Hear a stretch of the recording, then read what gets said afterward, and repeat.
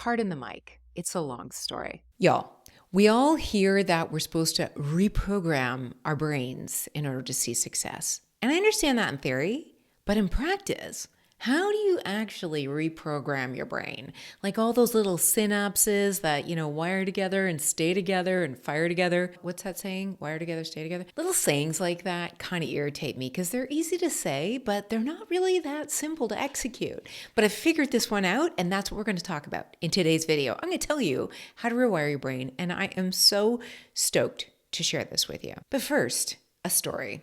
Once upon a time, when I was like 9 years old, I was driving in the car with my mother. I knew exactly what street we were on in the town of Richmond Hill, Ontario.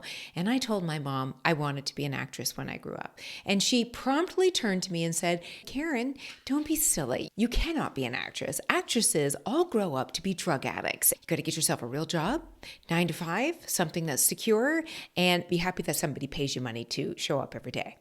And that was the career conditioning I got from my mother at a very young age.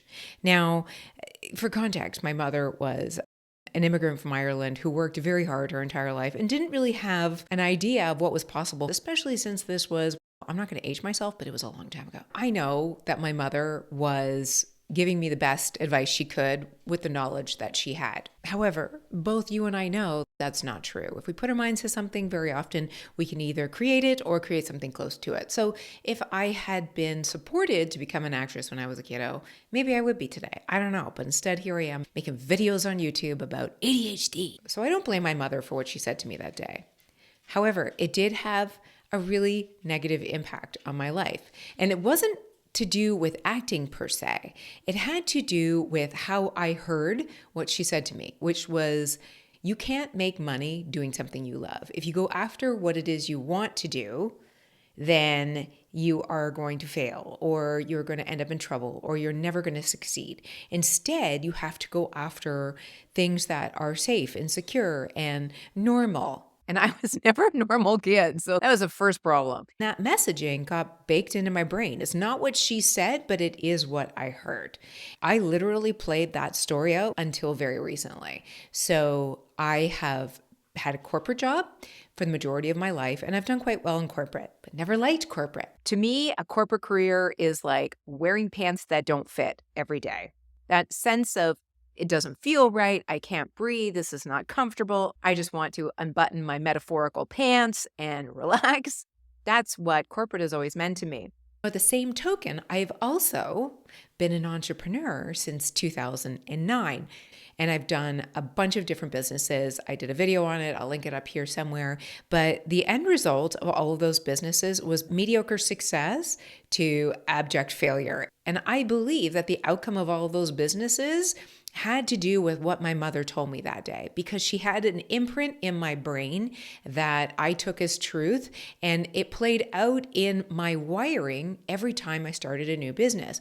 I would start a business thinking it was a great idea, and then, the minute things started to get hard, or the first bump in the road, which you have a lot of bumps in the road when you're an entrepreneur, that programming from that day would just automatically come up in my head. And it was, this is unsafe.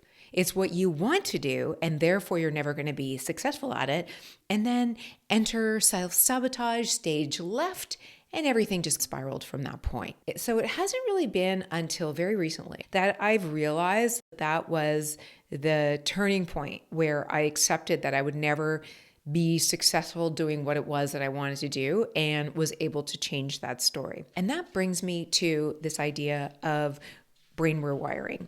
So your reticular activating system is an area in your brain that's always scanning your environment to pick up cues and pick up lessons. Because I had that early programming that anything that I wanted to do was never going to be the right path for me, I was always looking for evidence that that was true. I was looking for evidence that I was good at my corporate job and that corporate jobs are safe. And I was also looking for evidence of failure in the jobs I really wanted to do to verify that message in my brain. And it wasn't until last night that this really, truly hit home for me. I was going through my accounting software, trying to close up the month of November, and I realized when I saw the big financial dashboard that I had actually crested my financial stretch goal for my business in 2022, and the year isn't even over yet. And that was a great thing because it's always nice to see that you're reaching your goals, but it had a much more profound level for me. It showed me that I could not only meet my expectations as an entrepreneur, but I could exceed them. And it really was the first time that I was not only able to intellectualize the fact that what my mother told me that day was wrong, but that I could feel it in myself and it felt true and real for me. Now, here we get into the reprogramming piece. Even though I felt it in my heart that this was not true, this was just a story I was telling myself, I had to solidify that by actually pausing and celebrating, like seriously celebrating that achievement and like over celebrating that achievement. And I'll tell you why. When we have a moment of success and we say, oh yeah, that's really great, and then we just move on with our day, here's what happens. It doesn't get lodged into our short-term memory. And therefore, it doesn't get lodged into our long-term memory. And when it doesn't get lodged into either of our memories, then we don't have that ability to fall back on that as a truth and a belief in the moment when that belief is being poked. So every time I have a failure as an entrepreneur, that belief is getting poked because I don't have any sort of evidence to the contrary that I can quickly retrieve in my brain.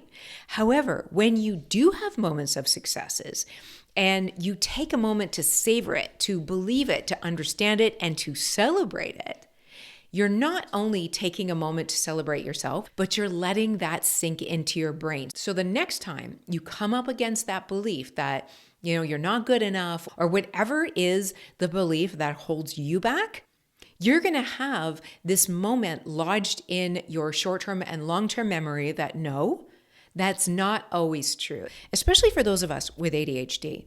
When we're going through life so fast that we're never pausing to really absorb anything that truly is successful in our lives, we have this fallback story that nothing ever turns out right, or I never do this right, or I seem to fail at everything. You're so quick to say nothing ever works out for me. And that is just not true. There's overgeneralizing, that's black and white thinking, and it's perfectionism. So what you have to start doing in order to reprogram your brain to believe that good things are actually possible for you is to stop and celebrate even the smallest success, not only because you deserve that celebration, but because you've got to noodle that into your short and long-term memory so that your brain will retrieve it the minute you have a moment of crisis and your amygdala pops off and you go straight to that story of nothing ever works out for me. You're going to have a memory, a seed of possibility where, no, there was this time that it actually worked out for me. So here's the actionable takeaway for actually reprogramming your brain. This is something I learned in my ADHD coach training, and I think it's a really powerful exercise. Write down 100 successes that you have had in your life. It can be, I learned how to walk, I can write, I can read, I can speak a different language, I can cross my eyes on demand, whatever it is that are your successes. And they can seem mundane, they can seem like everybody does this thing, but very often the successes we have in life, we just assume everybody else has had them too, and that's not the truth. So starting today, I want you to write down 100 successes that you have already achieved in your past, and then every single day, ask yourself at the end of the day, what was my little win for the day? What was my success today? That is a practice, along with a gratitude practice, that will not only improve your happiness, but it will improve your self-efficacy, and it will improve your ability to do things going forward because it starts to ingrain it into your brain. And then your reticular activating system is going to start looking for more and more examples of where that is actually true for you. So now my reticular activating system, instead of looking for examples of how I fail every time I try to do something as an entrepreneur, now that part of my brain is looking for examples of how my mother was wrong that day when she told me that you got to get a real safe, secure job and just be happy that you get a paycheck every day. So that to me is how you rewire your brain for success. And that example is something that you can do every day starting today. And trust me, it works. So if you are struggling with a lot of self-belief, number one, I hope this helps you. Number two, if you can't get out of your own head, then you might need the help of a coach. And if you struggle with ADHD, then you're definitely going to want an ADHD coach who understands how rumination can be very powerful for us and how to get around it. So I invite you to learn more about my coaching practice. I will leave a link below. And on that note, guys, thanks for watching, and I will see you in the next video.